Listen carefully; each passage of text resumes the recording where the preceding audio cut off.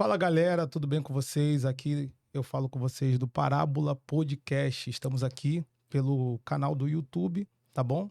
Quero deixar para vocês aqui um momento que vocês vão ter de esclarecimento dentro desse podcast, eh, desmistificando algumas questões e creio que será algo bem produtivo para mim, para você, para sua casa e para sua família. Então eu já quero pedir para você deixar o seu like, sua curtida, seu comentário. Coloca aqui embaixo o que você achou e também, se você não é inscrito no canal, se inscreve no canal, porque você vai estar nos ajudando a alcançar outras pessoas, tá bom?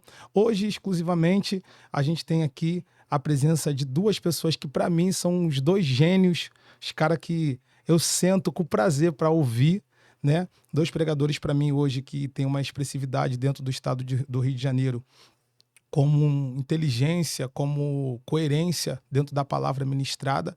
E para mim foi uma alegria. Até comentei com algumas pessoas que eu traria vocês dois. E o pessoal falou: Meu Deus, o mundo acaba essa tarde. Eu estou aqui hoje com Glaudistone Dias, grande amigo, e pastor Evandro Carvalho, nosso amigo pregador. Os dois, ambos pregadores. E eu queria deixar o Tony aí saudar o pessoal de casa. Pode falar com a gente aí. Boa tarde aí, Pai do Senhor, tá? Vocês, a todos aqueles que vão participar conosco aqui. Louvado a Deus pela vida de Thales, pastor Evandro, que estou conhecendo hoje. Espero que seja útil aqui nesse momento que a gente vai ter aqui, que seja edificante para quem vai ouvir. Nosso querido pastor Evandro Carvalho. Gente, saudação de paz. É um prazer enorme estar aqui com vocês no Parábola Cast, né? E também quero glorificar Deus pela vida do Thales. Obrigado pela honra, pelo convite. Me sinto muito honrado. Glaudistone, prazerzão. Já ouvia muito falar do senhor e hoje conhecê-lo pessoalmente é uma alegria. Deus abençoe. E a você que vai participar com a gente, eu espero que de fato seja esclarecedor para vocês. Gente, que alegria. Alegria grande de estar hoje com esses dois amigos aqui. Como a gente já tinha conversado antes um pouco sobre os nossos assuntos que a gente vai abordar aqui hoje, eu só passando aqui basicamente para vocês sobre o Tony, sobre o Evandro. A gente falou que a gente não iria fazer uma linha do tempo, porque além de tomar muito tempo, a gente já sabe um pouco da história de vocês, do quão bom vocês representam para a gente como uma referência bíblica, uma referência de mensagem, mensageiros para mim bíblicos, mensageiros para mim de palavras coesa, inteligente, e eu louvo a Deus pela vida de vocês dois, né? O Tony, eu tenho uma particularidade com ele que eu já uma igreja fechou a porta para mim por causa do Tony, porque uma vez eu fui numa dobradinha com o Tony em uma igreja, só para a gente começar aqui, e aquelas igrejas que não tem muita... tem um cronograma, mas não segue o cronograma. Começaram a dar oportunidade. O que me agoniou foi que o pastor dando oportunidades e o povo fazendo assim, que não queria, e ele insistindo pro pessoal ter oportunidade. Chegou na hora da palavra, 10 minutos pro Tony. Eu nem consegui cantar direito. Cantei acho que 5 minutos só. E quando eu saí dali, ele não sabe dessa história, tá sabendo agora. Eu liguei pro pastor e falei: rapaz, como é que o senhor coloca um camarada como o Tony para pregar e dar 10 minutos para um cara desse? Isso é um desrespeito. E ele não gostou, falou que eu não voltaria lá mais na igreja dele. Eu falei que graças a Deus por isso. E a gente seguiu aí, dando glória a Deus misturado com aleluia. Gente, olha só. O tema de hoje é misticismos religiosos, né? Desmistificando esses nossos misticismos religiosos que a gente tem hoje como cultura, né? Nas nossas igrejas, questões que a gente segue dentro do evangelho e a gente acabou colocando como pauta bíblica, sendo que não é bíblico, né? Algumas questões de comportamentos nossos que a gente coloca hoje, não falando mal de nenhuma denominação, de nenhum costume específico de igreja, como a igreja que não aceita o obreiro de barba, ou a igreja que não aceita o pregador de gravata. Então, tipo assim, que só prega com gravata, ou que só prega com terno, a gente não vai agredir nenhum tipo de nomenclatura, de placa denominacional, até porque a gente também faz parte de uma, então a gente gosta, mas um misticismo de questões religiosas, né? Que hoje tem ganhado muito campo dentro do nosso meio e se tornou questões, parece que pecaminosas, né? Quando na verdade são questões que as pessoas criaram raiz e tá aí até hoje, e a gente não entende muito sobre isso. A gente até falou um pouco antes aqui sobre a diferenciação, né, da gente poder separar o que é o profético e o que é, me ajuda aqui, gente, o que é o Ato profético, o que é o profético. ato profético e o que é o misticismo religioso, Exatamente. né? Da gente poder respeitar aquilo que é ato profético, até porque a gente acredita, mas também trazer um pouco mais de esclarecimento sobre isso. A primeira questões que eu deixo já para vocês aí é sobre as igrejas que enterram azeite, né? Biblicamente falando, o que que vocês acham sobre isso, né? Meu Deus, já vem assim, já logo. Então, falando sobre misticismo religioso, e a gente estava conversando um pouco sobre isso, a gente tem que tomar muito cuidado para que um ato profético não se torne um ato patético. Sim, E penso, e só penso, que o azeite ele tem muitas funções na Bíblia. Mas não me recordo na Bíblia de ninguém fazendo isso. sim, O azeite ele tinha função para ungir, o azeite ele tinha função para alimento, o azeite ele tinha função para remédio, o azeite ele tinha muitas funções.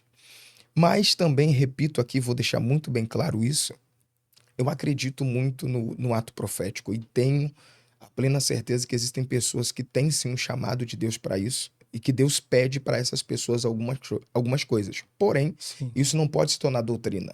Porque se Perfeito. tornar doutrina, entra aí sim o misticismo religioso. O que, que é?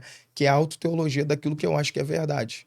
Eu fiz, deu certo para mim, então todo mundo tem que fazer. E isso já começa um caminho sem volta que aqui a gente se perde. Até porque o azeite ele não é um amuleto espiritual, Exato. né? Ele não é um amuleto, ele é algo que foi feito para ungir. E essa ação que se coloca sobre ele acaba meio que se colocando meio que um objeto de feitiço, porque enterrá-lo, né? Então o azeite que eu apresentei para Deus, ele é menos poderoso do que o azeite que foi enterrado, né? Exatamente. Deixa o Tony falar com a gente Na aí. verdade, nessa situação, o azeite ele acaba sendo menos poderoso que o monte. Exatamente. Sim, Ele precisa da terra do monte para se tornar um azeite espiritual. Então você acaba ainda sim, complexando ainda mais a questão. Bom, mas eu acho que, acho que é importante para a gente começar dividir em partes algumas questões. Por sim, exemplo, a diferença entre doutrina bíblica, costumes denominacionais e aí sim o misticismo religioso. sim. Né? Doutrina são divinas, é o que Deus está determinando nas escrituras, o que está ali é doutrina, ponto. Perfeito. Costumes, eles são humanos, eles são temporários, eles são locais, cada um tem o seu, Sim, como você falou, isso não está atrelado à salvação, é bom, importante também destacar isso, não está Exato. atrelado à espiritualidade, mas é um costume, é o costume que foi determinado ali. Já o misticismo, ele passa, né, do limite da doutrina e do bom costume. Exatamente. Ele parte até para uma ideia de teologia populista. Né? Exato. Nós temos a teologia acadêmica, onde você está lá a sistemática, a exegese. sim. Você tem a teologia popular, inclusive você postou um vídeo muito bom sobre isso, eu até te parabenizei, que é o rapaz pregando lá na rua, que Sim. a teologia popular é a devoção que a pessoa tem, a qualidade de vida que ela leva, a Sim. entrega que ela tem a Deus, e a populista, que é aquela que se revela de acordo com aquilo que eu faço para que você se sinta bem. Então, às vezes, o misticismo, ele tem essa intenção, principalmente dentro do Brasil, né? O Brasil é um país místico. O Brasil, uma mancha aparece na janela, outra semana tem 500 Põe pessoas embolorado. de joelho lá. Então, o misticismo, ele é, de alguma forma, prender as pessoas num secretismo religioso, né, dentro da igreja, que faz com que a pessoa não abrace nem a doutrina e nem respeite os bons costumes, Perfeito. acreditando que aquilo ali pode mudar a vida dela. Tendo em vista que, tipo assim, as pessoas eles colocam essas questões do azeite, né? Para criar no povo meio que um emocionalismo também, dizendo: ó, esse azeite aqui veio de Israel, esse azeite veio de não sei da onde. Esse azeite foi o azeite que ficou 21 dias enterrado no monte. Então a pessoa faz uma mistura bíblica, um negócio doido que às vezes a gente fica parado tentando entender o porquê daquilo. Aí, dentro desse ambiente de monte ainda, né? Porque o ambiente de monte é o ambiente bom para acontecer coisa, né? Tem. Ambiente bom para acontecer coisa. É que nem, por exemplo, as pessoas, não tá em pauta aqui, mas as pessoas que acampam em monte, né? sendo que acreditam que as horas estendida que ele fica lá dentro, Deus vai ouvir mais ele, Deus vai escutar mais ele, né? Monta cabana, monta acampamento, fica ali. Aí é uma profetada, é uma confusão que gera, porque gente que é consagrada em monte, né? Pegaram uma porção de criança. Um dia desse eu estava vendo um vídeo de pessoas que foram ungidas em monte, criança de 13 anos, ungido apóstolo, bispo, né? Ungido a nomes que eu falei, meu Deus, como é que pode? Gente que é ungida em monte. Como que unge alguém em monte? Como que a pessoa não teve um preparo, não tem uma bagagem, não tem uma história? E o pior de tudo, unge um camarada de 13 anos, de 12 anos de idade em cima de monte.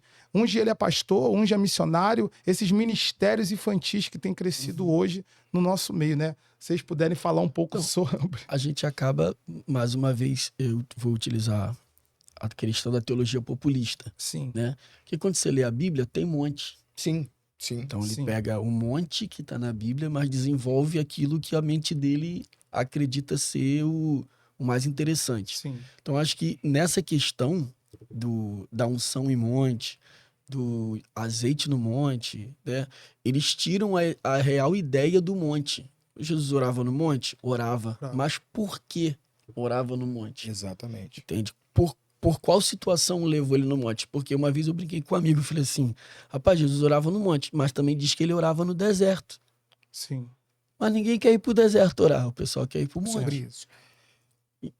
Eu Pode- penso, e só penso, que quando o monte aparece na Bíblia, aparece como uma casa para Deus.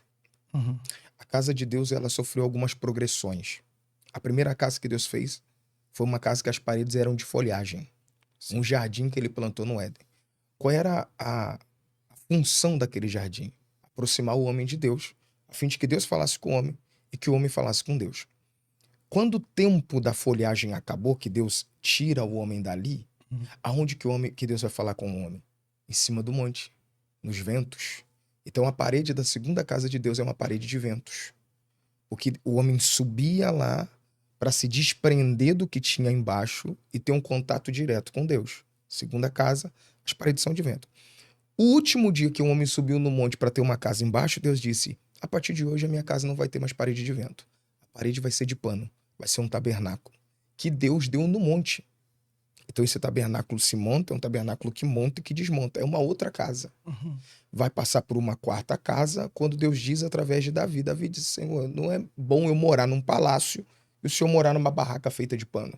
Deus diz, então você vai fazer a casa que eu quero, que eu vou te pedir. E ele faz uma casa na planta, mas não pode construir, quem constrói é Salomão. Então eu vejo que a próxima casa vai ter parede de pedra, de ouro, de prata. E por fim, quando cai essa casa de todas essas paredes de pedra, de ouro, de prata, Deus levanta uma nova casa. E qual a nova casa? Quando Jesus vem, a palavra para ele é Emanuel. Emanuel, numa tradução mais populista, me permito usar isso, é Deus dentro do homem. Então é como se Deus falasse assim, eu não vou mais habitar numa casa de folhagem, não vou mais habitar numa casa de vento, não vou mais habitar numa casa de pano e também não vou mais habitar numa casa de pedras. Eu vou habitar dentro de uma casa de carne. Eu fiz o homem para habitar dentro dele. Um pensamento meu, um monte foi para um lugar de relacionamento. E se a gente utilizar o monte como um lugar de relacionamento, vale ficar 10 dias, vale ficar 30 dias. Lembrando que quando eu vou orar no monte, eu vou pedir por mim. Porque a oração é um contato que eu tenho direto com Deus. Relacionamento. Eu estava falando com um discípulo meu outro dia, disse assim, a gente não sabe orar. Por que a gente não sabe orar? Porque a gente faz assim, ó, Senhor Deus e Pai, e peço tudo e falo tudo, e depois que eu falo tudo eu digo amém, levanto e saio. Isso não é oração. Isso é um monólogo, só eu falei e eu não ouvi nada. Então, no mínimo, depois de eu orar, eu tenho que dar alguns segundos para mim ouvir o que Deus tem para falar comigo. É exatamente por isso que eles iam para o monte. Numa época que não tinha, ninguém levava celular para o monte. Hoje em dia se fazem filmagem no monte. Sim. Porque o monte é exatamente para você desprender de tudo. Então, se eu quero ir para o monte, vamos se desprender de tudo. Vamos fazer como a Bíblia mostra mesmo. Sim. Pegar um Elias que não levava comida. Eles não levavam comida, não levavam roupa, não levavam nada. A Bíblia diz que Moisés subiu no monte e ficou 7 dias que o povo estava vendo. Depois do 7º dia, uma nuvem veio, levou ele, ninguém mais viu. Perfeito. E o que aconteceu com Moisés lá em cima? Ele desceu com revelações que nasceram dele, mas alcançaram o povo todo. Tabernáculo, sacerdócio e etc, e etc. E o que me dói é que enquanto Moisés está em cima do monte fazendo isso, o povo lá embaixo está construindo o primeiro misticismo religioso, que é um bezerro de ouro. Aqui começou. Que na ausência de uma voz, cada um vai construindo seu pensamento. E aí entra a teologia populista. Porque aí eu preciso manipular o povo. Sim. Moisés subiu, Arão ficou. Arão, esse Moisés não volta mais. Ele aciona um gatilho em Arão, porque Moisés já tinha sumido quando matou o egípcio e já tinha sumido 40 anos e nunca mais voltou. Então, quando ele acionou o gatilho, ele disse: nós precisamos de um líder. O que Arão não sabe é que lá em cima Deus está dizendo: Moisés, eu preciso de um sacerdote. Quem seria o sacerdote que Deus deu para Moisés? Arão. Deus está dando uma promessa em cima do monte e o povo está fazendo uma proposta no pé do monte. Qual é a proposta do povo aqui no pé do monte? Seja um novo Moisés. Qual é a proposta de Deus lá em cima? Você vai ser o primeiro sacerdote. Perfeito. O que acontece com Arão? Ele aceita a proposta do povo e abre mão do que Deus tinha para ele. Só que lá em cima Deus também fez uma proposta para Moisés. E no meu ponto de vista, uma proposta indecente, quem sabe para testar o ínfluo de Moisés. Deus diz: Moisés, eu vou fazer de ti o próximo Abraão. Como? Eu vou matar todo mundo e a partir de ti eu vou fazer uma nova nação. Moisés: não aceito não. Porque para mim ser o próximo Abraão, eu preciso fracassar como Moisés. E eu não quero fracassar como Moisés. Eu vou até o fim. Enquanto Arão está abrindo mão de uma promessa para aceitar uma proposta lá embaixo, Moisés está abrindo mão de uma proposta para viver a identidade que Deus já havia dado para ele aqui em cima do monte. Monte é isso, monte é relacionamento. Porque no relacionamento é que eu entendo quem sou eu e entendo quem é Deus. O que eu mais vejo é que no monte, hoje em dia, as pessoas sobem e descem cada vez sabendo menos sobre Deus. Então a gente não está indo para se relacionar. Menos sobre Deus, menos sobre o monte, menos sobre tudo. Menos sobre a Bíblia. Menos sobre a Bíblia. Menos sobre ele, até porque no lugar de relacionamento virou um lugar de petições absurdas, em alguns sentidos, né? E de relacionamento com outras pessoas e não com Deus. Exato. Perfeito. Né? Por exemplo, vamos usar aí os nossos costumes tradicionais. Você chegava num monte, você dizia que eu no monte nos tempos antigos, a pessoa dizia: você tem que jejuar antes. Sim. Se orava no pé do monte antes de subir. Concerto. Tem que ter o conserto, os irmãos pediam perdão. Cai de lá. Hoje você chega no monte, tem imã de top. É isso aí. Tem gente que nem vai à igreja, que não é cristão, que vai orar no monte. Porque se potencializou dentro do monte, exatamente como o Evandro falou, que o monte ele se tornou um lugar de relacionamento da oração e da resposta. Então as pessoas eles vão buscando uma resposta. Tanto os que servem a Deus quanto os que não servem. Aí se potencializou a questão das profetadas. Porque o monte se tornou esse ambiente. Eu já fui em monte orar, eu não sou contra monte, mas eu já fui em monte orar que, cara, você não consegue orar, porque é muita voz gritando, falando, gente, porque entenderam, na verdade, usaram essas profecias como moeda de troca. Tipo, eu profetizo para você e você me paga alguma coisa por isso. É sobre isso. Então, tipo, é meio que isso hoje. Então, meio que se tornou essa bagunça. Porque, por exemplo, como o Evandro falou sobre o monte ser esse lugar que você se desliga da terra, é exatamente o papel para os judeus, não para nós, mas para os judeus o uso do talit. Exato. Entendeu? Que é o talit, ele não é nada mais, nada menos do que um chalé de oração que a pessoa coloca sobre ela para que separe ela da terra e entre dentro do âmbito espiritual, tendo em vista que depois que o sol se põe, não se usa. Sim. E o nosso culto é depois das 7, uma galera com esse negócio amarrado no pescoço. Uhum. Então, os misticismos.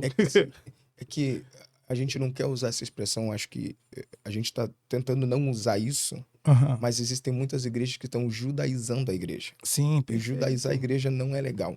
Eu vou só usar mais um argumento, não, né? Um pensamento. Eu acho que isso aqui vai ser polêmico, mas só um pensamento. Sim. O povo subia no monte para quê? Vou usar a sua fala agora. para orar e ter uma resposta de Deus. Sim. Aí a gente vai pegar o Abraão, a gente vai pegar Moisés, a gente vai pegar o próprio Jesus subindo lá.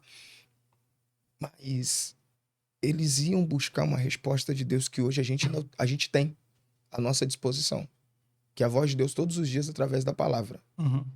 Aí se eu crer que eu tenho que subir no monte para pedir uma resposta de Deus e não preciso ler a Bíblia, Abraão subia no monte, mas na época de Abraão não tinha Bíblia. Sim. Moisés subia no monte, mas na época de Moisés não tinha Bíblia. Aliás, ele desceu com a lei. Ok? Então, se a gente lesse um pouco mais, a gente pararia de fazer essas poucas vergonhas que a gente faz também. Porque a Bíblia estava sendo escrita nisso. Isso está escrito na Bíblia porque estava sendo escrito isso na Bíblia. Só que a gente pega isso, e repito, como uma ideia de doutrina. Eu quero ouvir uma grande resposta de Deus. Às vezes, no culto de doutrina, tem uma grande resposta de Deus. Sim. Mas eu prefiro ficar 10 dias no monte, ouvindo, põe a mão nas minhas palavras, as vozes da minha cabeça às vezes. Sim. E acreditando isso é uma resposta de Deus.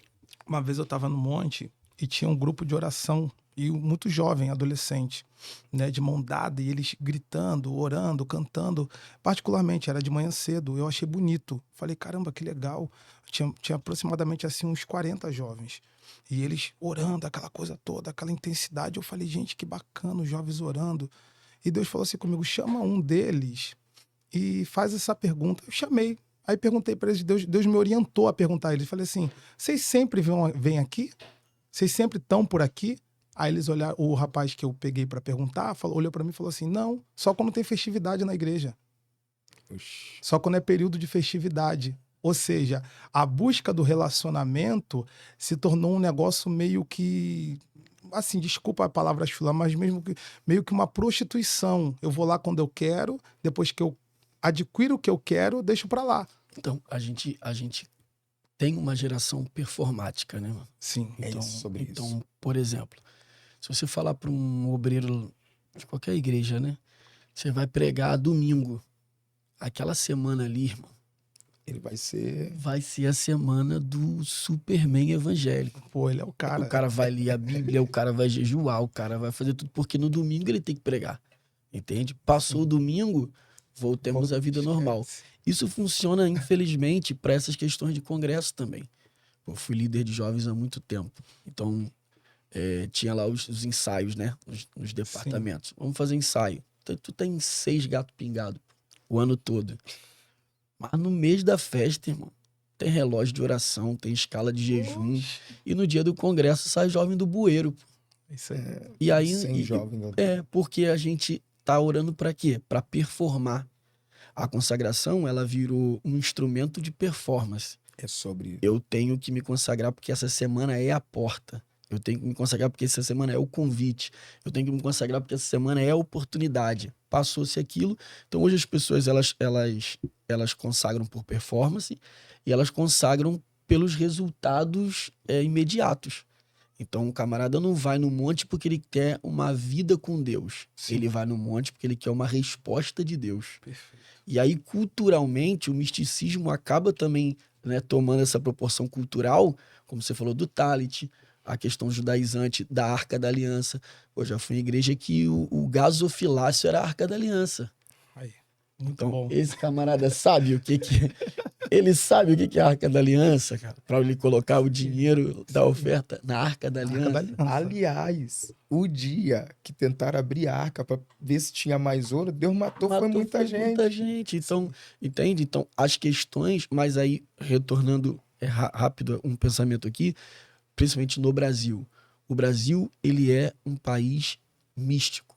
Sim. Ele as nossas origens são indígenas, a nossa colonização é portuguesa, a nossa influência cultural é de raiz africana. Então você tem, sem que perceba no nosso vocabulário, várias expressões religiosas de diversas religiões o tempo todo, e que para a cultura brasileira, para a cultura evangélica dentro do Brasil, você tem que ter muito cuidado. Sim. Porque você acaba criando os seus mini feiticeiros, né, com seus mini trabalhos, É sobre É isso aí. que eles fazem os seus despachos em nome de Jesus. Isso aí. E eles ganham campo. Ganha mesmo. Então a gente tem essa questão do misticismo, porque Sim. o que está acontecendo? Não está acontecendo. Talvez eu seja até meio duro, pastor, se eu for o senhor pode me disciplinar. Mas eu vejo, eu não vejo um tempo que a gente está vivendo de crescimento, eu não vejo, por exemplo, conversões genuínas. Eu vejo êxodos. Uhum. Eu vejo pessoas migrando de uma religião para outra. Então, assim, ele só deixou de bater tambor, hoje ele toca pandeiro, mas é o mesmo feiticeiro.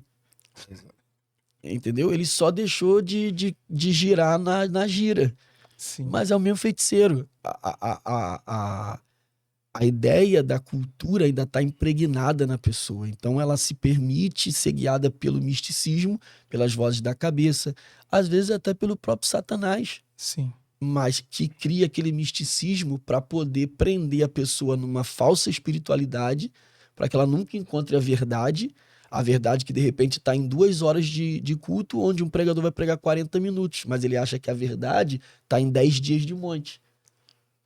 É isso aí. Então a gente, às vezes, nessa questão do misticismo, existe essa questão cultural que vai sincretizando as questões e prendendo as pessoas dentro de uma verdade que é só mental. Não é espiritual. Agora sim, uma pergunta que eu queria saber se acontece só comigo. Por que toda festividade de jovem é sempre um tema apocalíptico? Maranata, ora vem Senhor Jesus. É só eu que esbarro com isso?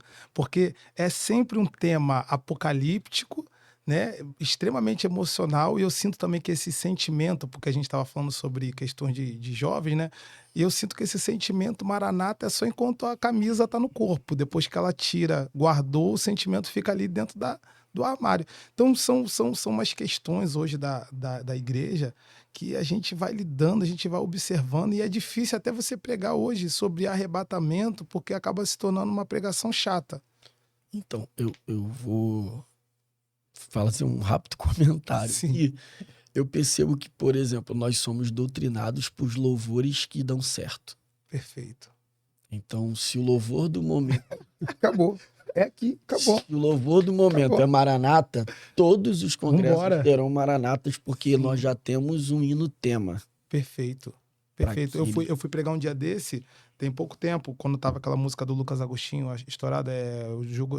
não, Ai, não era o Viver, não, minto, não era Algo do novo? Lucas, não. Era Fardo é Leve. O teu jugo é suave, o teu fardo é leve. Sim. É leve, não é do Lucas, não, essa, de outra pessoa, enfim. E o tema da festividade era esse, né? Sobre o jugo suave e o fardo leve. Aí botaram esse tema em cima de um tema de festividade adolescente. Sobre o jugo suave e o fardo leve. Só que aquilo ali é só um versículo dentro de um contexto, meu irmão, que é apanhando desde o começo do primeiro versículo até lá embaixo. Então, mas o que a gente tem hoje são pessoas que elas não conhecem o contexto, O contexto. não conhecem o pré-texto, o pós-texto, não conhecem exatamente nada. Mas a frase ficou bonita no Ficou louvor, bonita no o louvor e na versículo é bonitinho, camisa. é bonito. E na camisa. Ficou o design. O design. Porque hoje tem que ter toda uma questão de design, Cara, de paleta de cores, e olha que né? loucura, Tem como é que todo tu um vai pregar? processo. Assim, não que o adolescente não vai receber essa palavra, mas olha o sermão, que o jugo suave, fardo leve, é Jesus discursando para os discípulos de João, falando para eles, né? Sabe por que vocês não choram mais? Porque a gente canta, a gente salmodia e vocês não choram, a gente bate pandeiro e vocês não dançam. E ele falando sobre o povo que está cansado, sobre o cansaço. O adolescente está cansado de quê, gente? O adolescente está cansado de nada, está começando a vida agora. Então, tipo assim, eu tenho um grande problema com o tema. Tema de festividade. Eu tenho esses Então, probleminhas. eu acho que a gente migrou, cara. A gente migrou feio, assim. Eu não fui criado na igreja, né? Fui pra lá com 16. E você via os líderes, por exemplo, os líderes dos jovens tinham conselheiros dos jovens, Sim. né? Que eram aquelas pessoas que não iam pegar no microfone, mas era o pessoal da experiência que Exatamente. direcionava um namoro, que tinha um jeito de falar sobre a mudança de vestimenta. E quando se ia fazer uma festa, por exemplo, as pessoas iam orar para quem seria o pregador, qual seria o tema. Eu ia abordar exatamente isso. Eu sirvo a Deus há algum tempo, um tempinho bem curto. E eu lembro que quando eu era pequenininho, os pastores, eles oravam pedindo a Deus um tema. Sim. A gente mudou essa... A fala dele foi muito contundente aqui. Porque antigamente se orava para ter um tema. Então todo tema era um tema diretamente dado por Deus. Hoje é o tema que dá certo. É o hype do momento. Eu não gosto nem dessa expressão de Sim. hype. Mas é o hype do momento. Então, dentro desse contexto aí, às vezes, tu pega um versículo que você só pega o versículo porque o versículo é bonitinho, mas não entende o contexto, e você bota num evento de adolescente, de jovem. E aí, quando o pregador vai pregar, a pessoa, não, aquela mensagem foi muito ruim. Não é. Ele pregou o que o tema Isso pediu. que o tema pediu. Isso aí. É que nós temos ainda um problema sobre isso, né? Porque às vezes o tema é um e o texto bíblico é outro. Também. Eu nem queria chegar nesse ponto. 2 horas pra gente discursar sobre isso.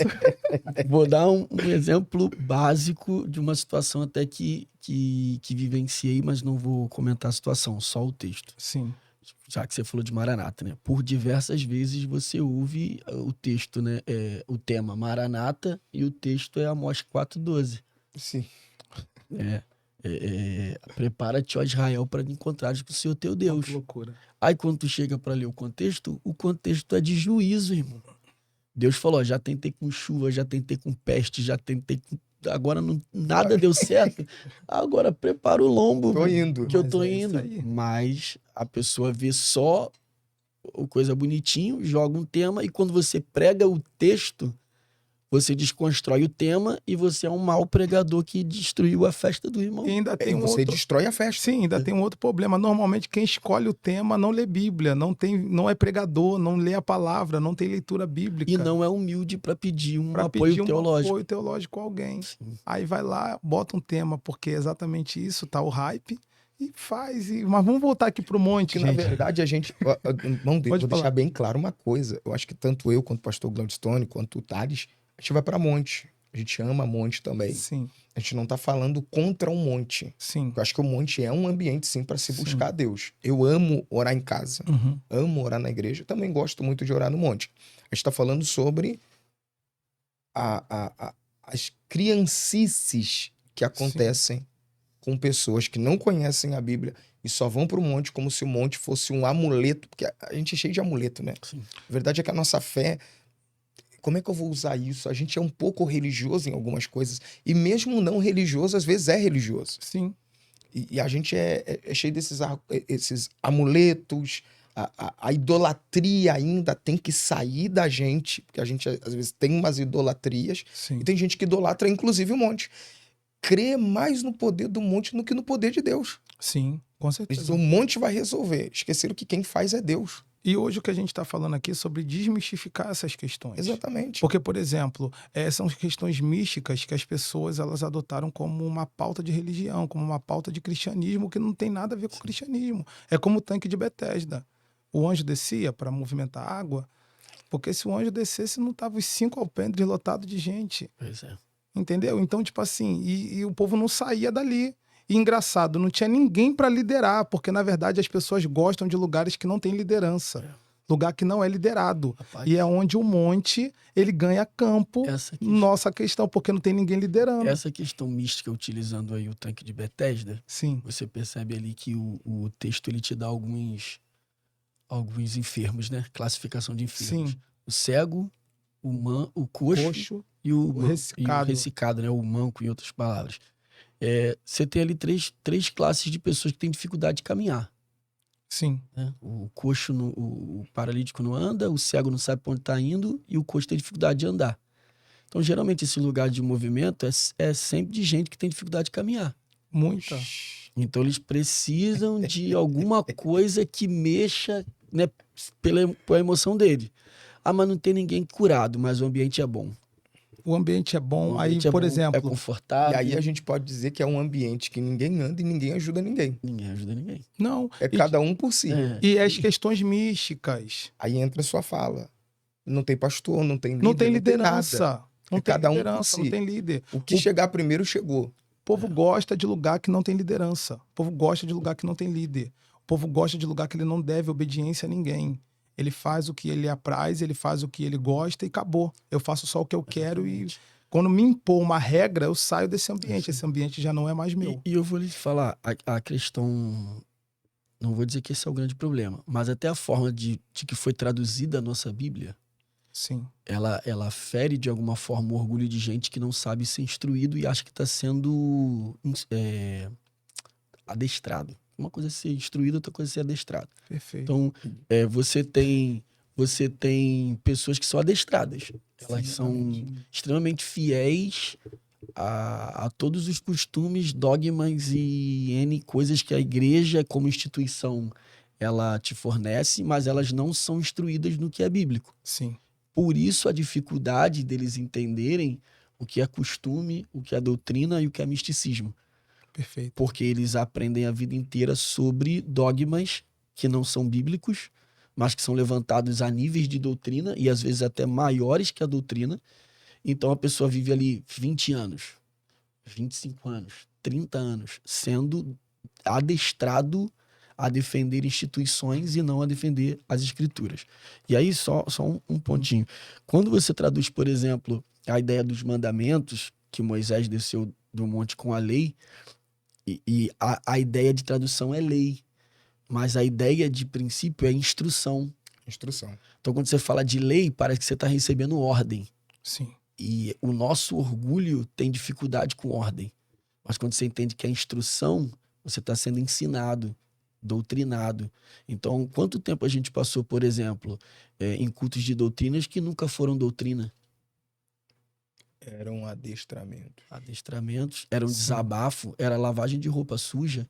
Então, a gente tem pessoas que passam 30 anos na igreja que vai em cultos de doutrina, mas que nunca foram doutrinados. É sobre isso. costumes que foram dados para uma pessoa, ele tornou doutrina da igreja. Regras outro. que chegou na cabeça de alguém, criou na mente de alguém que para você servir a Deus você tem que andar com blusão 24 horas, você tem que andar com calça comprida 24 horas e coisa e tal. Foi dado a uma pessoa, ele tornou Isso. como doutrina da igreja, conseguiu convencer meia dúzia de alienado, mas eu tenho o hábito de dizer que os alienados estão morrendo. Eles já estão se acabando. Nossa geração é uma geração bem esclarecida. Aí é que tá, mas eu acho que é a geração de muita informação. Muita informação. E eu vou te dizer que é um problema a geração da muita informação. Porque informação sem sabedoria é pior do que o alienado. Pior que o alienado, então. Porque eu tinha um professor que ele dizia assim, ó, o que é o conhecimento? O conhecimento é saber que salada de fruta se faz com frutas e tomate também é uma fruta. Sim. Qual é a sabedoria? Não botar tomate na salada de fruta. Então, Perfeito. quando a gente não compreende isso, a gente vai fazendo... Então, é a geração da muita informação, mas é uma geração que não sabe nem usar essa É informação a que geração tem. que faz salada de fruta com Que tomate. faz salada de fruta com Isso, tomate. pastor, E eu vou brabo, dizer, né? isso é uma coisa terrível. Porque um discípulo, ele defende o que foi entregue para ele.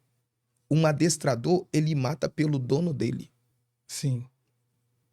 Exato. Um cachorro adestrado, a gente vai falar sobre... Porque a gente adestra animais, mas discipula pessoas. Sim. Sim. E aí põe a mão nas minhas palavras. Existem pessoas que foram adestradas como animais. Que eles andam assim. E você diz assim, me mostra onde está. Onde está escrito? Da onde vem isso? Não é assim. E você abre a Bíblia e Acabou. mostra para ele, não é assim. É assim, acabou. É como se você falasse para alguém assim, não, isso aqui é arroz, isso aqui é feijão. Não, mas me ensinaram que isso aqui é macarrão, isso aqui é repolho. Não tem nem coerência isso. Não tem. Quando você come, você sente gosto de quê? De macarrão, mas é feijão, gente. Sim. Entende? Isso é um adestrado. E assim vai. Vem cá, só duas questões aqui, senão eu vou ficar aqui, gente, um dia inteiro. Eu já quero deixar aqui claro que eu tô bem satisfeito, tá? Queima de pedido de oração. Será que o senhor não recebe só a questão do joelho dobrado? A gente tem que queimar esse pedido? Tem essa necessidade? Então, eu vou dar uma opinião sobre os Sim. pedidos de oração. Eu acredito que a primeira pessoa a fazer isso, que eu não sei quem foi, Teve essa brilhante ideia. quem teve essa brilhante ideia, ele não teve essa brilhante ideia para espiritualizar a queima do pedido. Uhum. Eu acredito que por ter sido algo confidencial, vamos imaginar um ato profético, ok? Um ato profético. A gente tem muito escrevendo uma carta para Deus, né? Uhum. Aí pega lá o Ezequias e tal, escreveu uma cartinha. Imagine um ato profético. O Deus chega para você, pastor da igreja, dirigente do trabalho lá, e faça isso que eu vou dar vitória pro povo. Eu acredito nisso. Sim. E aí, para aquele dia, você fazer aquele tipo de trabalho direcionado por Deus e o negócio acontecer. É tipo, abre vala sem chover aí que vai vir água. Sim. Eu acredito. Uhum. E aí, aquilo funcionou, como a gente disse no início.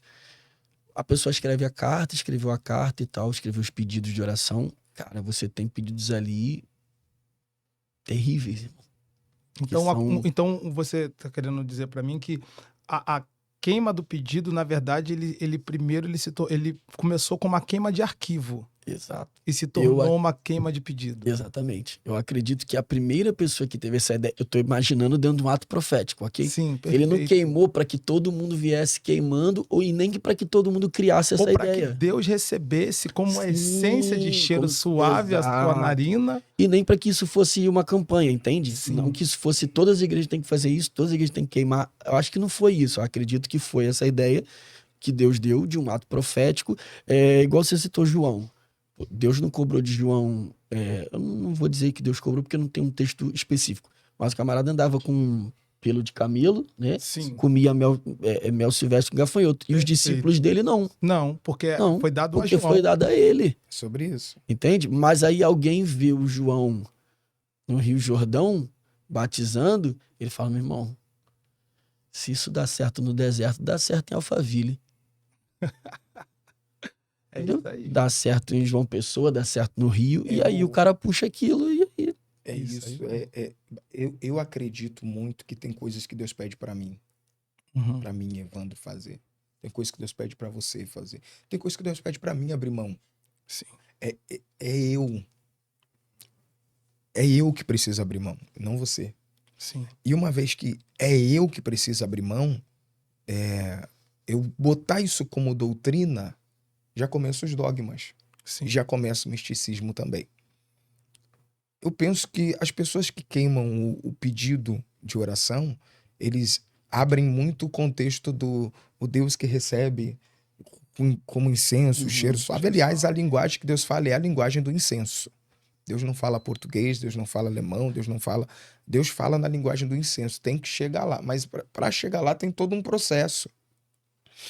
E eu acho que foi muito bem colocado as palavras dele, uma vez que dizendo que quem fez o pedido, quem fez a carta, o pedido para Deus, não espiritualizou a queima desse pedido. Porque eu acho que todo mundo já ouviu falar disso, de gente que bota lá o pedido para casar com um cara que já é casado, para Deus matar o outro, para Não, e Deus tem fazer lugar, isso, para tem Deus gente fazer no, aquilo. tem gente no, E a gente vai, pega tudo isso e queima junto. e tem gente no monte que coloca o pedido amarrado na árvore. Eu já vi isso, gente que amarra o pedido Por quê? na Porque Deus árvore. viu Natanael debaixo da figueira? Eu não sei, gente. Eu queria entender, porque, na minha opinião, acho que Deus ele não pediu para ninguém queimar papel, gente.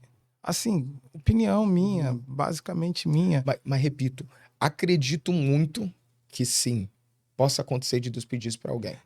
Eu, como pastor, fui pastor de uma igreja lá no Rio Grande do Sul, e Deus pediu para nós, Deus pediu para mim, especificamente para mim, Evandro Carvalho. Foi um cara muito vaidoso, muito vaidoso. Um dia Deus falou comigo assim: eu quero sua vaidade, eu quero que você abra mão de toda a sua vaidade. E eu fiquei por um período de 30 dias, eu abri mão de toda a minha vaidade. Eu não saía de casa sem gel no cabelo. Eu tinha que usar perfume, eu tinha que estar assim, eu tinha que estar daquele jeito. E Deus literalmente pediu para abrir mão de toda a minha vaidade. Sim. Nesse período da minha vaidade, não cortei cabelo, não fiz a barba, eu andava de chinelo todos os dias. Na minha vida espiritual foi o período que mais perto andei com Deus, pelo que Ele me pediu. Mas eu não pus isso como doutrina para todo mundo. Deus pediu isso para mim. Sim. Deus falou comigo, faça isso. Quando a gente vai ver homens na Bíblia que Deus deu a eles ato profético, um ponto aqui que eu quero levantar. 90% dos caras que são místicos hoje no Brasil que fazem ato profético envolvem isso com dinheiro, linkam isso com dinheiro. Com certeza. E ato profético não envolve dinheiro. Ato profético envolve unicamente o que tu ouviu de Deus e aquilo que tu crê que vai acontecer com o que tu ouviu de Deus. Deus fala para o Labão, que já tinha destruído a vida de Jacó, 10 vezes ele tinha mudado, baixado o salário de Jacó. Vou te dar uma colher de chá. A partir de hoje, todo o rebanho, a ovelha que nascer malhada no rebanho é tua. você vai fazendo teu rebanho. A gente sabe melhor do que ninguém que ovelha malhada era ovelha que não valia absolutamente nada. Era como a gente fala lá no Nordeste, os bois de piranha, que é aquele boi que já tá ferido. Sim. Aí a gente põe o boi ferido para as piranhas atacar, para a manada passar por aqui. O rebanho, melhor dizendo, passar por aqui. Então, quando Deus fala isso, o Jacó disse, isso aqui é 1 em 1 milhão. Uma ovelha malhada é 1 em 1 milhão para nascer. Aí Deus disse para ele, pega varas de castanheiras, vai lá na fonte onde as ovelhas bebem água, corta uma parte, deixa à vista, a outra parte você deixa tampada. Uma parte à vista, uma parte tampada. Quando você colocar lá, põe as ovelhas mais fortes do rebanho para beber água. E toda ovelha que nascer dela vai nascer malhada. É como se Deus falasse hoje. Pinta o ovo de vermelho, o pintinho vai nascer vermelho. Pinta o ovo de amarelo, o pintinho vai nascer amarelo. A gente consegue crer nisso hoje? É muito difícil crer nisso hoje. Até porque se Deus falar para mim fazer uma coisa dessa, vai lá na cachoeira, crava isso, e eu falar para vocês, vocês vão dizer, irmão, isso não deu não, isso é macumba. Sim. Mas deu certo para Jacó, ok? Como deu certo muita coisa para as outras. Urim e Tumim. Eram 2 pedrinhas, você ia consultar Deus, o sacerdote, fazer a sua pergunta ao sacerdote, calma aí, tirava de dentro do peitoral sacerdotal as 2 pedrinhas, vamos ver o que Deus quer falar com a gente aqui hoje. Se você vir me pedir conselho hoje, eu parar numa mesa e jogar 2 pedrinhas em cima da mesa para falar que é a resposta de Deus, você vai dizer que eu tô fazendo o quê? Meu filho, jogando búzio. Mas Com dava certeza. certo antes. Porque foi por um tempo específico isso. Sim. Aí a gente falou, inclusive, das voltas, das muralhas, etc, e muitas outras coisas. Creio sim no ato profético e acredito que o ato profético ele tem poder e acredito que existem pessoas que Deus pediu realmente para queimar o pedido, para que aquilo não tivesse resíduos daquilo. Cada um Deus sabe o que pede. Sim. Eu já fiz campanhas na igreja que Deus me pediu para mim fazer coisas que para mim era absurdo, mas o resultado daquilo ali foi poderoso. Foi poderoso o resultado daquilo. Sim. Qual é o resultado desse?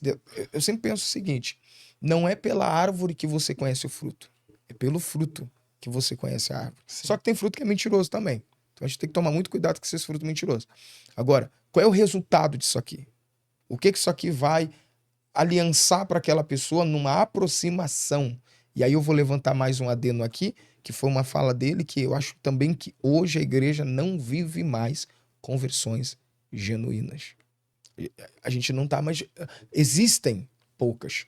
Na conversão genuína você larga tudo. E hoje em dia você não larga mais tudo. Você sempre tem um pé lá. É os minis, pai de santos, eles acreditam que Deus... Se você perguntar para as pessoas hoje, algumas pessoas, quem é Deus para você? Eu tive o desprazer de fazer essa pergunta dentro de uma faculdade teológica. Eu estava dando aula e perguntei, quem é Deus para vocês? E eu ouvi alunos dentro da sala de aula dizer, para mim Deus é uma mão branca. É uma força magnética. Então eles não sabem nem quem é Deus mais. Sim.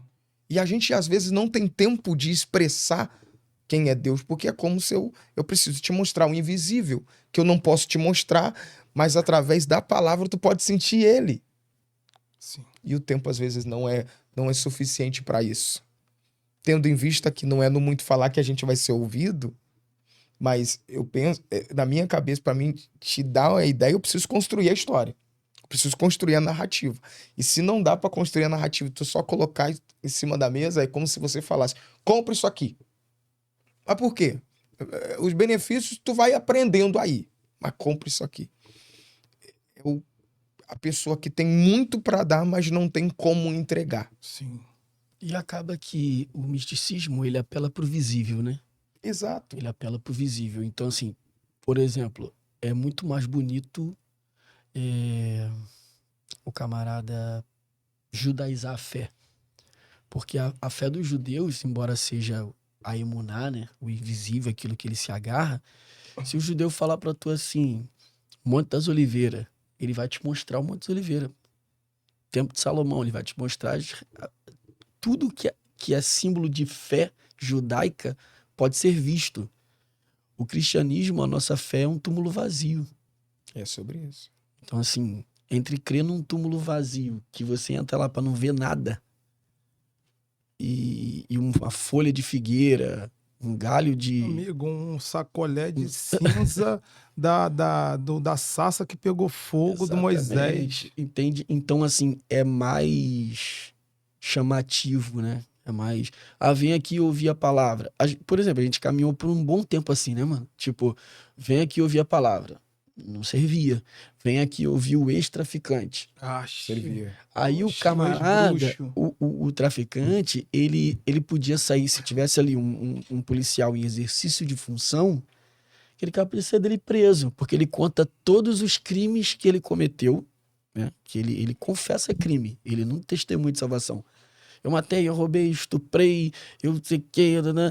Tá, e aí? Aí no final de tudo, ele, né? Depois de 1h30 que ele falava de todos os males que ele cometeu, ele falava assim, ai, caramba, aceitei Jesus. Tipo assim, Zerou. pô, eu acho que Caducou tudo. acabou. E eu acho que Então, dentro desse contexto aí, muita gente começou a entender que era mais fácil tu ter um testemunho do que tu ser um pregador. exatamente. Sim. Então, eu sei porque eu vivi isso de muita gente que desviou para ter um testemunho para contar. Se afastou de Deus para ter um testemunho para contar, porque parecia que você falando muito de você, de coisas que você fazia, a igreja lotava. Mas quando você abria a Bíblia para pregar, ninguém ia para ouvir. Sendo que o melhor testemunho é aquele que a gente pode dizer: eu nasci crente, vivi crente, nunca me corrompi, nunca saí do altar, apanhei, fui escorraçado, me bateram, fizeram de tudo para eu sair. Eu continuei, perseverei e tô aqui até agora. Esse testemunho não vende. E Exatamente. eu acho que Esse testemunho não... se você falar, a mão de Deus me tocou, ninguém quer saber. Isso aí. E é só isso que a gente precisa.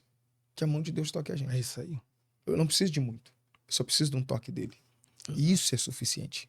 Sim. Esse é o maior testemunho. Imagina você conversar com as pessoas. A mulher do fluxo de sangue. Qual é o teu testemunho? Ela vai dizer, eu toquei nele. E ele me chamou de filha. O cego, ele cuspiu no meu rosto, mas eu vi. É só isso. Isso aí. Não vai trazer o retrô. Porque o retrô são obras mortas. É o impacto disso. E depois disso, o que mudou na tua vida? Depois disso eu enxerguei. Depois disso eu fui curado. Depois disso eu caminhei. Depois disso eu dei certo. Só que não vende. Esse testemunho não vende. Não Esse vende. testemunho Não é vende. comercial. Não é comercial. Isso aí. Comercial é o cara que portou fuzil, granada, matou os outros, né? Hoje o que vende é isso, é as loucuras, porque hoje a pessoa que diz que nasce e essas pessoas que vieram de fora para dentro e tipo assim, com esses testemunhos, na minha opinião, para me edificar, ele vai ter que demandar muita situação ainda. Porque até só a parte que mata os outros, que destrói a família dos outros, não tá me edificando em nada. Esses camaradas que chegam, eles têm mais oportunidade do que quem já tá Mas há muito tempo. isso para mim não edifica em nada. Mas para um adolescente, ele vê um filme na frente Outra dele. coisa, quer ver uma questão? É só os cantores seculares, eles estão pegando essa visão. A hora que o hype deles começa a descer, eles começam a cantar música de crente. Aí eles começam a cantar música de crente, vai para todas as páginas dos crentes, para todos os perfis verificados, o povo faz react, bota o cara cantando a nossa música errada, que eles não cantam certo, nunca canta certo, sempre canta errado, todo mundo, e diz assim, ó, Jesus está fazendo uma obra. Mas peraí, e o adolescente que está precisando de uma oportunidade na igreja, que nasceu na igreja, os pais são crentes, não tem oportunidade nenhuma, ninguém deu oportunidade, tá lá cantando todo dia. Deus não tá fazendo uma obra? A obra só é feita quando o Oruan canta a canção evangélica, quando o Pose do Rodo abre a Bíblia para ler. Ninguém reposta quando um pastor cria ali uma narrativa de um ensinamento e ninguém faz nada. Agora as páginas que a gente segue, elas têm o prazer, e tu vai nos comentários, meu amigo, eu não estou dizendo que a gente tem que ignorar o fato da palavra estar sendo alcançada, mas eu já consegui verificar a maldade nessas pessoas, porque isso faz com que o público evangélico venha para eles, são os desigrejados. Eles querem falar de Cristo, eles querem falar do amor de Cristo, mas eles não servem a nada. Eles são desigrejados. Outra coisa que me ira, que me traz pânico, é aqueles conteúdos que agora geram desculpe se a igreja te magoou. Você bota uma mesa no lugar como esse aqui que a gente tá. Sim. Aí bota uma mesa, desculpe se a igreja te magoou. Sendo que a igreja não magoa ninguém. A igreja não fere ninguém. Quem fere são homens. Quem fere é displicência, é negligência de outras pessoas. A igreja ensina, o evangelho de Cristo, ele não fere ninguém. A gente acaba caindo mais uma vez na ideia das falsas conversões, Sim. né? E a partir do momento... Eu ouvi uma vez uma situação, vou sintetizar ao máximo aqui, utilizando a Arca de Noé. Você tem o corvo, ele sai, ele volta, pousa na arca, depois volta de novo e desaparece. E aí você tem a pomba, né? Que Noé solta, ela volta e não pousa na arca. O texto diz que ela pousa na mão de Moisés, na mão de Noé. Ela pousa na mão de Noé. O corvo sai, pousa na arca e volta. A pomba sai, volta e pousa na mão de Noé. Mão de Noé é presença, arca é estrutura. Então, assim, a gente tem um povo apaixonado por estrutura. Mas a hora que tu abrir a porta, eles vão pra carniça. Sim. Não, é a natureza deles. Então, assim, o camarada vê que a água tá subindo lá fora, eu tenho que me escorar em alguma coisa que me dê sustentação. Onde que tá me dando sustentação hoje? É a igreja, então é ali que eu vou. E só um adendo, o corvo, ele é carnívoro, mas ele não é predador, né? Ele precisa que alguém se mate para que ele consuma a carniça de alguém que depredou, né? Então, ele percebe que na arca ninguém se mata, aí isso é um problemão para ele, Sim. porque na arca todo mundo sabe lidar bem. Então é... Sim. E aí, os amantes da estrutura, porque assim, as igrejas cada vez mais elas se estruturam, né? Sim. Você é um cantor secular, por exemplo, que esteja em baixa, tu canta aí pra lá, sei lá, 1.000 pessoas. Tô falando um cara bem no baixo. Aí esse camarada, ele vem pra igreja, ele vai cantar numa igreja com 5.000, pô. Oxe, Ele vai cantar num evento pra 100.000 pessoas. Rápido. Então, assim, E diga-se de passagem, com ofertas astronômicas. Exatamente. Muito. Então, pra ele, a estrutura é interessante, até que não apareça uma nova carniça. Perfeito. Então, Perfeito. a gente vive de pessoas apaixonadas por estrutura. Eu acho que foi muito, muito ponderada essa fala. As pessoas têm que parar de procurar a igreja para congregar e procurar pastores para pastorear. Quando a gente entender que não é a igreja, é o pastor. Olha que a gente é discipulado e doutrinado por louvores. Tem um louvor que diz assim, ó: para onde eu irei se eu não tenho para onde voltar? É isso que a Bíblia diz? Não. Pedro diz assim, ó: para quem eu irei? Não é lugar, é pessoa. Sim. Então, quando eu entender que é para mim parar de procurar estrutura, que é essa a ideia do a estrutura é bom, então vou ficar por aqui, a cadeira é boa, o ar-condicionado, o som é bom, a palavra é boa. A palavra boa para mim não me edifica. A palavra que vai me colocar no eixo mesmo é a palavra que às vezes vai ser ruim. Eu digo que todo crente que vai num culto de doutrina não sai irado pela palavra que ouviu, não converteu direito, não. Porque os discípulos, quando Jesus pregava, saiu irado. Mas converteram. Isso faz parte. O culto não tem que ser bom para mim. Quando eu entender isso, é que é os filhos adotados que a gente... Sabe quando você recebe um filho na tua casa que não é filho da tua própria carne? Daí ele vem, ele olha e diz: bonita geladeira, bonito sofá, bonita televisão, bonito tudo. E aí quando ele vai mexer, o pai diz assim: não, aí não pode tocar. Mas eu não quero esse pai. Eu quero toda a casa, mas eu não quero esse pai. É a mesma coisa da pessoa que diz assim: eu gostei da estrutura, eu não gostei desse pastor, não. Então, quando a gente parar de procurar estrutura e procurar pessoas, porque Deus não coloca a bênção em lugares, Deus coloca a bênção em pessoas. Então, a bênção... Aliás, eu estava conversando ontem isso com alguém que... O pastor Silas Malafaia tem uma frase dele que eu acho fantástica, que é: Deus, quando quer abençoar alguém, ele não lhe dá coisas, ele lhe aproxima de pessoas, porque pessoas carregam a bênção. E se eu compreender que a bênção que está nele vai desaguar em mim, eu nunca mais vou sair de perto dele. Sim. O que aconteceu com Ló foi isso. Quem carregava a bênção? Abraão. Enquanto ele estava do lado de Abraão, ele enriqueceu. E ele estava sendo próspero até o dia que ele achou que ele carregava a bênção. E ele foi para um lugar, e desse lugar a mulher virou tempero, voltou só com as 2 filhas e com a roupa do corpo. Por quê? Porque se afastou de quem tinha o coração de Deus. Mas também na chamada de Josué, quando você vai ver a chamada de Josué, o texto vai dizer que Josué foi o cara que mais andou com Moisés. Se a gente for para pensar, Moisés estava orando, Josué estava lá. Moisés estava disciplinando, Josué estava lá. Josué estava sempre do lado, sempre grudado. E aí, quando Moisés sobe o monte e diz para ele que não vai voltar, que Josué fica meio desesperado, chora com o povo, Deus, a voz de Deus para Josué, no meu ponto de vista, foi tão poderosa quando Deus disse: como eu fui com Moisés, eu vou ser contigo. Deus não disse como eu fui com o povo, como eu fui com Moisés, como eu fui com a tua liderança, como eu fui com o cara que estava sobre ti. Sim. Eu vou ser contigo. Então, quando eu ando com pessoas, a bênção que está nele vai desaguar em mim. Desde que eu ande com ele num nível de honra que acesse nele aquilo que os outros não conseguiram acessar. Eu ouvi uma fala do pastor João Lucas, que é um grande amigo meu que eu tenho lá em Maceió, e ele falou dentro do sermão dele um negócio que aquilo ali gritou na minha alma.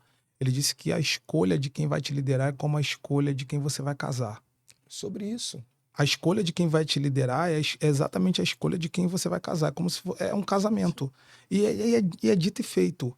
Você não. As pessoas, na verdade, hoje é muito perigoso, porque hoje as pessoas estão procurando seus líderes por influência, por mídia, por rede social, pelo que ele pode me dar, pelo que ele pode me prover. Eu sempre uso o texto de Mateus capítulo 4, né? Eu sempre falo sobre isso, eu gosto muito disso, que quando o Satanás fala assim, transforma as pedras em pães, né? Só que Jesus está no deserto. Deserto não é lugar de comer pão. Ou seja, nunca exija do lugar o que o lugar nunca te ofereceu. Então as pessoas eles querem ir pelo que o lugar pode dar, pelo que o lugar pode proporcionar. Exato. E a última coisa que o lugar pode te proporcionar é uma boa liderança. A bar mitzvah, que é dos judeus, quando o menino completava lá seus 12 anos, que ele fazia o seu tratado de fé, aí ele ia para frente do Muro das Lamentações com 13 anos, e aí os rabinos, os grandes mestres da época, os escribas, os fariseus, os saduceus, os essênios, ficavam fazendo perguntas ao menino, o menino respondia, e após o menino responder, eles faziam uma pergunta para o menino. E qual é a pergunta que eles faziam? Qual de nós você vai querer seguir? Se o menino quisesse ser um saduceu, ele seguiria o mestre saduceu. Se quiser ser fariseu, o menino seguiria o fariseu. Sim. Se quiser ser... Então, a escolha vinha do menino. Sempre vinha do menino. Aí Jesus vai transformar isso. Quando Jesus diz, não foi vocês que me escolheu, eu que escolhi vocês. Aí ele vai chamando os discípulos dizendo, você segue-me, você segue-me, você segue-me. Mas por que ele dizia para eles, você segue-me? Porque se eles não estão seguindo ninguém, é porque eles foram rejeitados com 13. Na bar mitzvah, quando o menino passava pela cerimônia da bar mitzvah e respondesse positivo, ele poderia escolher quem ele ia seguir. Quando não, o rabino master daquelas perguntas colocaria a mão, estenderia a mão, melhor dizendo, apertaria a mão para ele e daria para ele 3 conselhos. Primeiro, sirva a Deus. Segundo, constitua uma família. Terceiro, trabalhe duro, porque para mestre você não serve. Jesus vai escolher exatamente todo mundo que a religião disse para cá vocês não servem. Ele está dizendo, vocês não tiveram nem opção de escolha, porque para eles vocês não servem. Mas o que não serve para eles, segue-me, segue-me, segue-me. Esse é o ponto alto. E é por isso que Pedro disse, para quem iremos nós? Porque Jesus não era um cara que dava hype na época. Aliás, quem andasse com ele correria sério risco de morte. Sim. Mas foi ele que me escolheu. Quando todo mundo me jogou de fora. Então não vou abandonar ele, não. Não tem pra onde eu ir. Se eu sair daqui, eu vou pra onde? Aliás, quem me legitimou pra estar aqui foi ele. Então não tem como eu sair daqui. Quando eu entender isso, a igreja muda. Porque os pastores realmente serão pastores e as ovelhas realmente serão ovelhas. Hoje se mudou muito. E só vou pegar um adendo na tua fala que é, quando o cantor ímpio tá vendo que o hype dele tá caindo, ele canta uma música gospel. E quando o cantor gospel vê que o hype dele tá caindo, ele convida o ímpio pra cantar. E só joguei pro alto isso aqui só. É isso aí. Mas é exatamente Jesus, ele fala, né, cara? Ele fala que olhou para uma multidão e ele viu ovelhas que não tinham pastor. Ele não disse ovelha que não tinha pasto. Né? Então, Sim. eu acho que hoje nós temos muitas ovelhas que têm muitos pastos, mas que não tem nenhum pastor. Então, elas têm muita informação, elas têm muitas mensagens bíblicas, elas fazem devocional, ela compra o livro famoso devocional, ela faz uma campanha de oração com o pastor do YouTube, mas ele não tem alguém que o direcione. Até porque também acredito que a gente tem um público muito diferente, cara. Muito diferente de Sim. tudo que a igreja já viveu. Exatamente. Porque você conseguia identificar as pessoas. Pô, Thales é crente. O Evandro é crente. Hoje tu não consegue identificar. Não consegue, não. Não consegue identificar. Você tem... E não é uma questão de vestimenta, nada disso. É uma questão mesmo de comportamento, Sim. de postura, de conduta, né? Você vê que é muito diferente. Então, você acaba percebendo que, além dessas questões, como ele falou do cantor gospel que chama o ímpio, do ímpio que quer ser gospel para poder manter o padrão, a gente viu um grupo de pessoas que elas são desqualificadas profissionalmente, elas são desqualificadas intelectualmente, elas são desqualificadas culturalmente, academicamente, mas elas querem ter uma boa vida. É. Sim. E é dado a elas essa possibilidade pelo tal do milagre. Porque, na verdade, quando a gente começa a ganhar uma projeção, assim, muito humildemente eu falo isso. Quando Deus começou a me dar um pouco mais de projeção, comecei a compreender que não é nada do que a gente acha que é. Que é a projeção, porque, por exemplo, hoje eu tenho que ficar na torre mesmo da vigilância. Porque eu entendo que o que eu falo propaga. E se eu não vigiar com o que eu falo, eu vou estar propagando coisas ruins, coisas negativas. Então hoje essa geração, elas querem isso, elas querem essa questão fácil, porque vai dar sim uma boa vida para essa pessoa com muita facilidade. Hoje, na verdade, ministérios estão sendo aprovados por níveis de visualização, curtidas e seguidores, Isso. né? Então isso, e não está tendo preparo para isso. As pessoas, na verdade, hoje é muito fácil, viralizou, qualquer pessoa que viraliza, ele vai estar nos melhores lugares. E assim, Thales, desculpa te cortar, eu penso que por que não está havendo preparo? Porque não há um objetivo. Não tem objetivo. Você só se prepara para um objetivo. Se você faz um Sim. concurso público para polícia militar, porque você quer ser um policial militar. Você faz um concurso para ser juiz, porque você quer ser um juiz. Então, porque as pessoas, e o que viraliza quando você vê? Viraliza bobeira, cara. Bobeira. Viraliza coisas que não edifica, que não te dá um conteúdo. Semana passada, agora, a gente passou pelo... Eu acho que para mim, particularmente, tá? Eu acho que teria que ser um evento da igreja, o dia do protestantismo. Na verdade, nós deixamos de ser protestantes. Nós não somos protestantes mais. Porque a gente tenta, de todas as maneiras, igualar com tudo que não proteste. Pelo contrário, que não proteste. Não vamos protestar. E aí é o que eu te falo. Tipo assim, se você quer o que todo mundo quer, você vai fazer o que todo mundo faz. Exatamente. Então, assim, se o mundo caminha por ter uma vida, buscando uma boa vida material, e o crente também tende a querer buscar na igreja o que ele não conseguiu de forma acadêmica, cultural... Se frustrou em todas se as frustrou em áreas. todas as áreas. Então ele procura na igreja um pó de pirlim-pim-pim, que vai fazer dele um cara bem sucedido, que vai fazer com que ele entre... E aí você falou algo muito importante, e você deveria falar isso de novo. Uma coisa é a projeção. Deus dá projeção? Claro que dá, pô. Se eu falar que Deus não usa um grande uso... Deus dá. Só que a gente tem misticismo. Quer ver um misticismo terrível? Deus não escolhe os capacitados.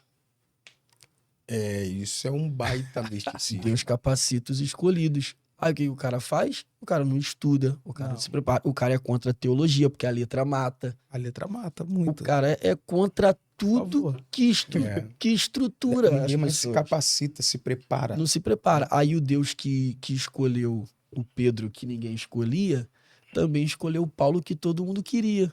É sobre isso. E o Paulo só entrou onde ele entrou porque ele não era o Pedro. Porque, por exemplo, por que o livro de Apocalipse... Para ambientes Por específicos. que o livro Exatamente. de Apocalipse é o livro das revelações e o Evangelho de Lucas também não é? Aí é que tá. A gente, Uhum. eu acho que o Gladstone tocou num assunto aqui que é poderoso, que é não tem objetivo. Não tem. As pessoas não têm mais... Aliás, eu penso que tem. Qual o objetivo? Visualização. Qual o objetivo? Fama. Qual o objetivo? É muita gente me seguindo, muita gente, porque hoje Tem em uma dia... galera extremamente egocêntrica e vaidosa. Hoje em dia, tem coisa que tu não compra mais. No arroba resolve tudo. Oxe. Dependendo do nível do número de seguidores que você tem. Eu vou segurar 2 pontos aqui para finalizar minha fala aqui, que é, primeiro, tinha uma rapaziada que queria ter fama, os 7 filhos de Sebas na Bíblia. Quando eles viram que Paulo chegou lá em Éfeso e o lenço dele começou a curar, ele expulsava demônios. Tinham na época os exorcizadores, né? Sim. E esses caras eram exorcizadores.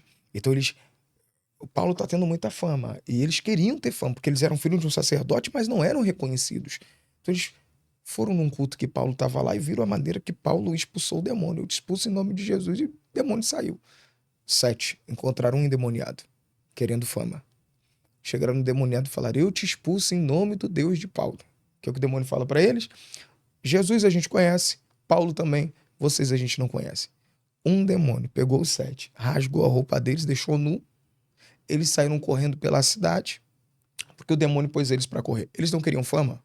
Queriam. Tiveram a fama que queriam. Porque eles queriam fama a qualquer preço. E eles foram conhecidos como os meninos que apanharam de um endemoniado.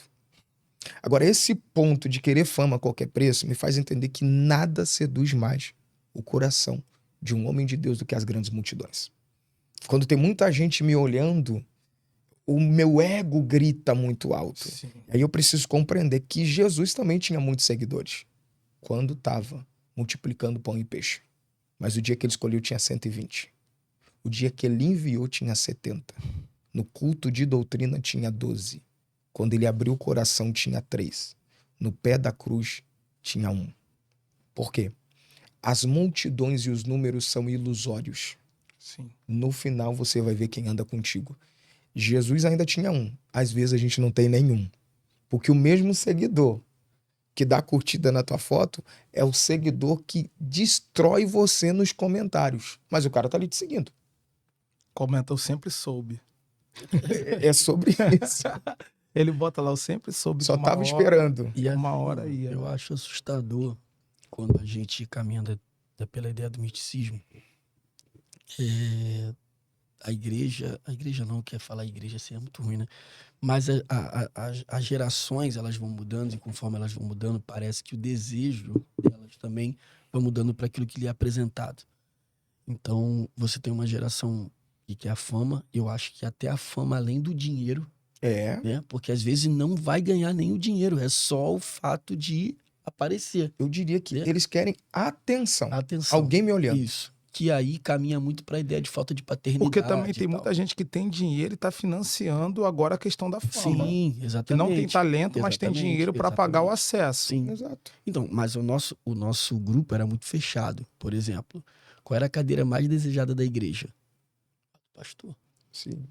E tinha um misticismo ali. Tu não podia sentar nem na cadeira do pastor. Impossível. Tu é você tá louco. doido. Ali era hemorroide e rato na hora. Tu vai morrer, Tu ia morrer. vai infartar. Não podia sentar. Então aquela ali era a cadeira mais desejada. Então o lugar mais alto dentro de um lugar religioso era se tornar um pastor. Então você tinha jovens que se inclinavam, pô, tem que ser um pastor, eu tenho que ser um pastor, e se inclinavam àquilo, se dedicavam àquilo pelo propósito, outros porque não vinha o objetivo, mas era o que ele conhecia, era aquilo, ele não tinha acesso a muita coisa. Aí concordo com o Evandro quando ele diz que a geração da informação ela se torna pior do que a geração ignorante, porque agora ela tem N opções. N opções. Ela percebe que ela não precisa ser um homem de Deus para ser rico. É. Sim. Não precisa ser um homem de Deus para ter o que a vida não lhe proporcionou. Então, você vê o povo brigando por um trono só, mano. Só cabe um. Às vezes, aquele lugar só cabe um. O microfone só vai cantar um. A cadeira só vai cantar um. E todo mundo briga por um lugar que só cabe um. Aí Jesus já era rei, poderia exigir o trono, mas sentava em mesa. Porque o prazer dele não era caber em um lugar onde só cabia um. Era estar em um lugar que cabia todos. É sobre isso. Entende? Então aí você vê reino é isso. aí você vê os filhos de Zebedeu, a mãe pedindo, pô, dá um trono pro meu filho. Dá um trono pro meu filho. Né? Poxa, e aí você vê as pessoas caminhando com um camarada que se Abriu isenta mão. do trono para sentar na mesa com eles e eles na mesa com ele querendo um trono dele. Então você caminha hoje com pessoas que elas não sabem sentar na mesa para se relacionar, entende? Não valoriza. Você tem que me dar alguma coisa para ser meu amigo. Que loucura, cara.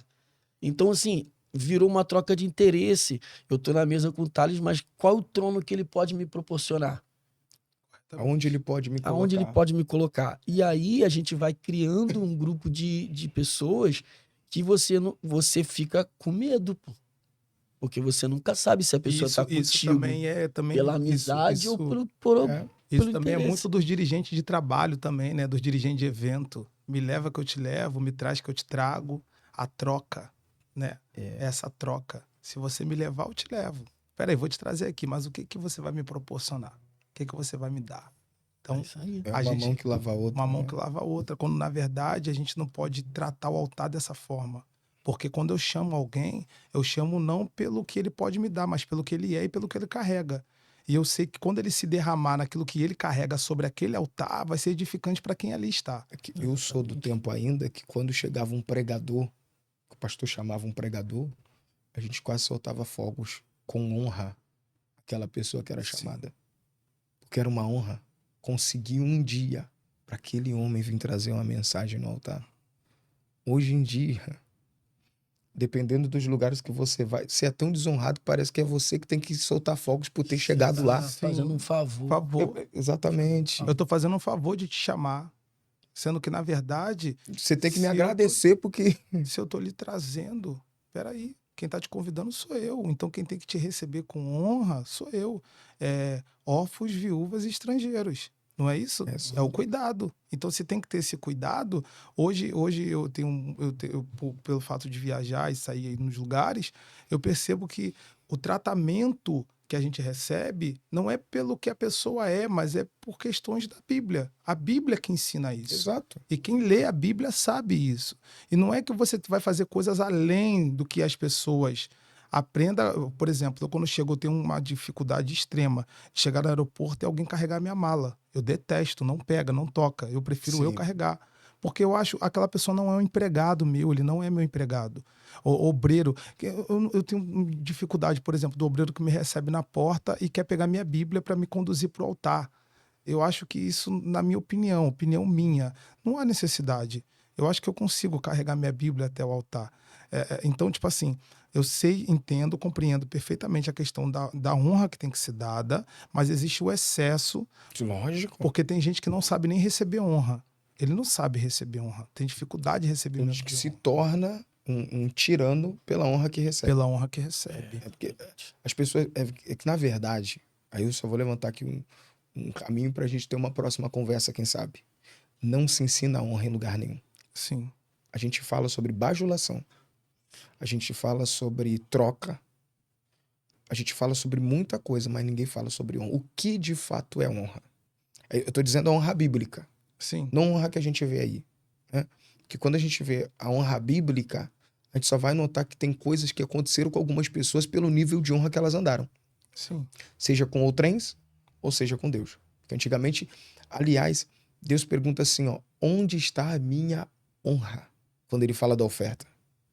Malaquias capítulo de número 1, ele diz assim, ó, vocês trazem no meu altar um boi com a pata machucada, Sim. um pão embolorado. Pensam que o meu altar é lixo? Aí ele continua dizendo, se apresenta a um governador e dê a ele o que você dá no meu altar, para saber como vai ser tratado. Se vocês são filhos, onde está a minha honra? Então é uma coisa que a igreja não ensina. Não ensina nas escolas. Se ensina a respeito, que não é honra. Porque eu posso honrar alguém que eu não tenho respeito, eu posso respeitar alguém que eu não honro. Perfeito. Se ensina bajulação, que é o excesso. Vamos tietar. Hã? Mas não se ensina mais honra. Até porque honrar quem está acima de mim não é honra. É puxação de saco. Bajulação. Bajulação. Então, tipo assim, honrar, eu honro todo tipo de pessoa. De que honrar é se pôr abaixo de todo mundo. Se por abaixo, honrar é quando você tá. Uma teoria de honra é quando batem parabéns para você, né? O primeiro pedaço do bolo, aquilo ali é uma honra. Que você tá honrando alguém, sendo que o aniversário é seu. Sim. E é a primazia, é o primeiro, a briga lá de Caim e Abel, né? A Sim. questão do primeiro, não E é dá uma pela briga oferta. por causa desse primeiro pedaço de bolo. É a primazia, é o primeiro. É quando você se coloca primeiro, quando há a primazia. Mas já concluindo aqui tudo isso, eu ficaria 3 horas, 4 horas aqui com vocês tranquilamente. Porque eu não consegui nem seguir aqui meu cronograma É assim que é bom. com vocês. Mas dentro de tudo isso que a gente conversou, vê que são questões muito pertinentes da igreja. São questões, tu vê que hoje essa conversa que a gente tem aqui era uma conversa que era para existir dentro dos nossos templos constantemente, frequentemente, né? Porque hoje, na verdade, as pessoas não estão tendo mais o ensinamento que tem que ser recebido e não estão tendo confiança nas outras pessoas para passar áreas que têm que ser tratadas da sua vida. Porque misturou tudo, bateu tudo dentro do mesmo liquidificador, né? A falta de honestidade, a não tem preparo para liderar alguém, zero preparo para liderar alguém, para cuidar de família. Eu cuido de família, mas não sou casado. Eu cuido de casais, mas sou um péssimo marido. Então, por aí vai indo, né? A igreja ela é uma questão de progressão. Eu tenho uma amizade muito grande com o Mateus Martins. Eu gosto muito do Mateus e o meu carinho começou pelo Mateus quando eu vi ele pregando para criança. E o Mateus me ganhou pregando para criança sem usar fantoche. Sim. Porque é questão de igreja. E ele é muito bom fazendo isso. Bom.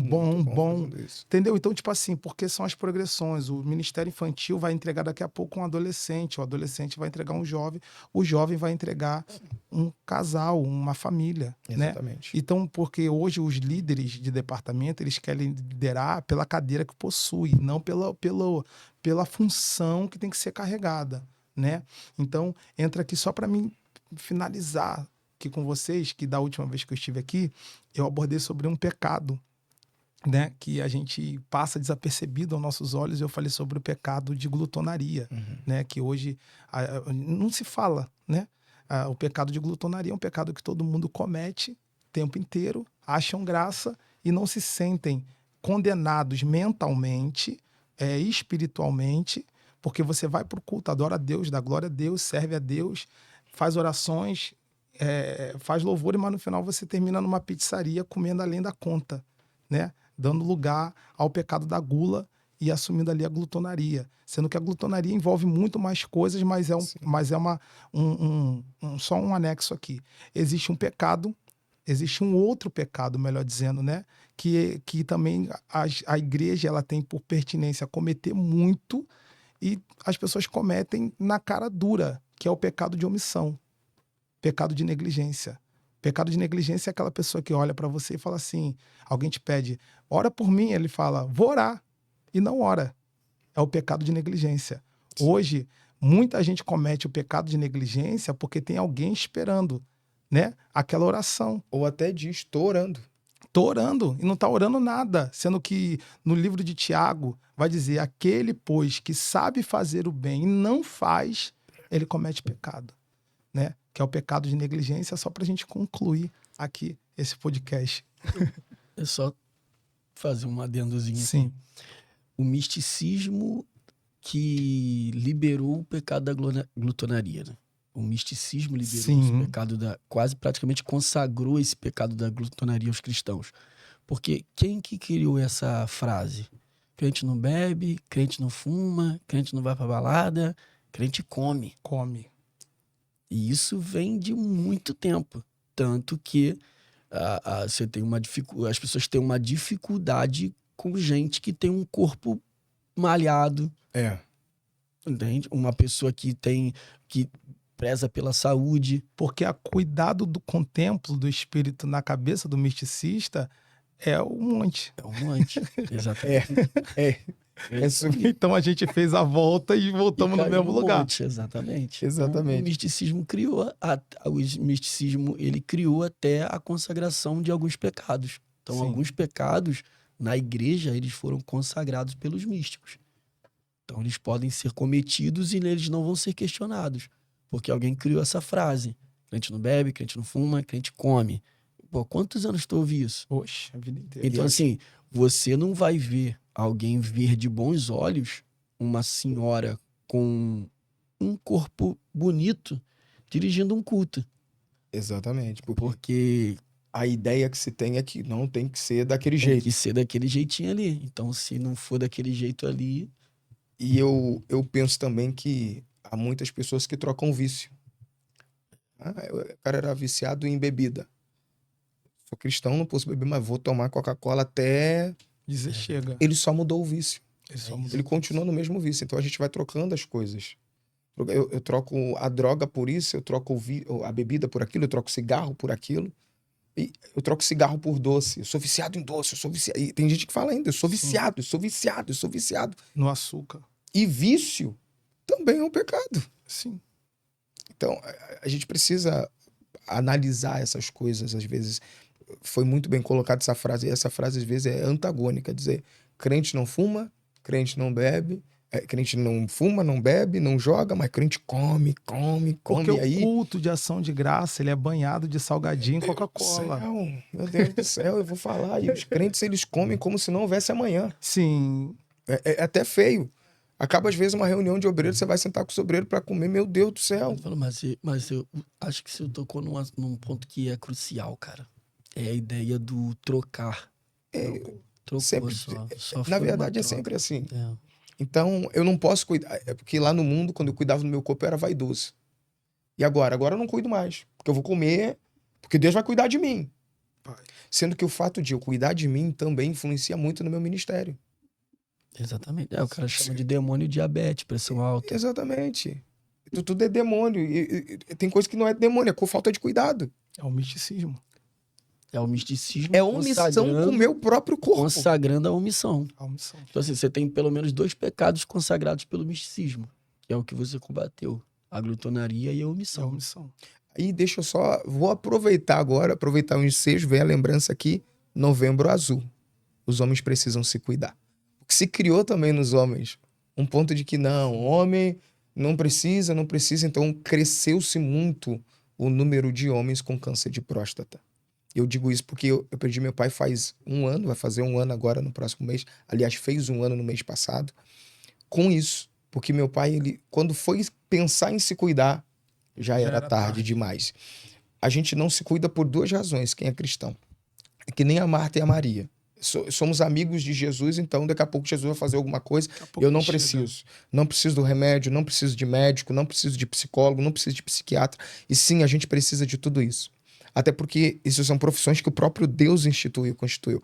Dito isso, é um mês de prevenção aos homens. Então se previna, se cuide, porque cuidar da tua saúde influencia muito no teu ministério. Quer continuar o teu pastorado, quer continuar a tua vida, quer ver teus filhos crescer e quer desfrutar da tua esposa linda, se cuide.